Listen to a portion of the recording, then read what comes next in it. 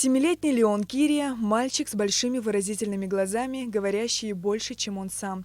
С виду и не скажешь, что он чем-то отличается от сверстников. Любознательный и внимательный Леон долго рассматривал съемочную группу.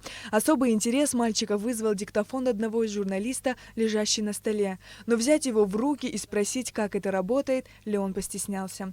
Историю маленького мальчика наверняка многие помнят. Практически с младенчества он борется с болезнью. Ребенок родился с гематомой головы, но до 9 месяцев проблем не испытывал. Вскоре на шее образовалась опухоль. Было проведено лазерное обогревание, которое не помогло ребенку. Операция за операцией, но болезнь не отступала, а напротив проявлялась с большей силой. Кто-то говорил, что это бронхит, кто-то воспаление легких.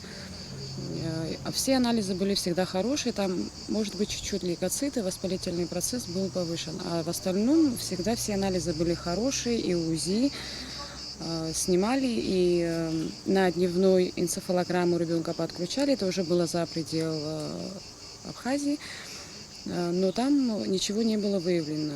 Обычный ребенок, вот просто по развитию речи он отстает. Мы пили очень много таблеток, делали уколы по развитию речи, и вот именно.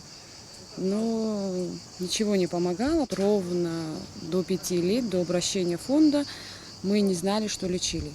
Маленького Леона вывезли за пределы Абхазии. В 2018 году ему был поставлен предварительный диагноз «минимальная мозговая дисфункция», то есть нервно-психическое нарушение. Из-за частого посещения больниц мальчик стал замкнутым, у него появился страх, и, что самое ужасное, Леон перестал разговаривать. Отчаявшись, мать малыша Шеризан обратилась в КБФ Ашана, и в начале 2019 года ребенок смог пройти полную диагностику и лечение в НЦП Департамента здравоохранения Москвы.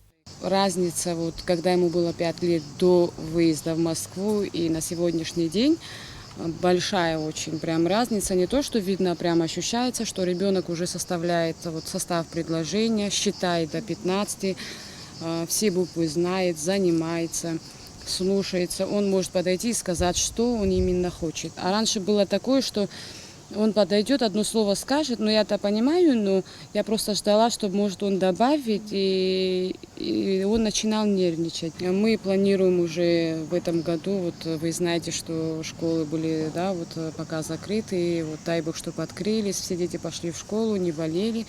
Мы собираемся идти в общеобразовательную школу. Чтобы Леон смог полностью восстановиться, ему необходимо продолжить курс лечения в той же клинике уже в августе этого года.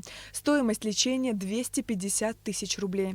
Сумма для семьи Кирия неподъемная. Одна надежда на фонд Ашана и на неравнодушных людей. Если наши жители, если наши граждане станут рядом с Леоном и скажут: «Мальчик, у тебя все будет хорошо, мы тебе поможем, мы у тебя есть», то именно так и будет с этой суммой.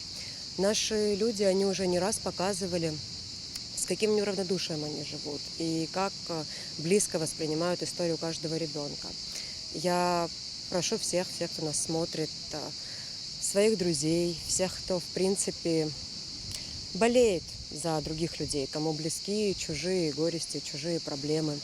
Я очень прошу, чтобы они и сейчас оказали помощь. Потому что когда-нибудь, через много лет, когда мы все будем вспоминать 2020 год как год пандемии, кризиса и каких-то других проблем, Леон Кирия будет вспоминать этот год как один из самых счастливых в его жизни. Потому что в этот год его страна его не бросила, его жители ему помогли.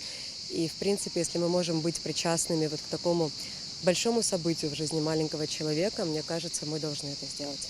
Сейчас нельзя терять ни дня, ведь чем старше становится Леон, тем меньше у него шансов заговорить. Только объединив усилия, мы сможем собрать необходимую сумму и сделать так, чтобы Леон смог забыть о своих недугах и стать здоровым и полноценным ребенком. Самый легкий и доступный способ – это отправить СМС со словом «добро» на короткий номер 5050. О других способах пожертвований можно узнать на официальном сайте КБФ Ашана.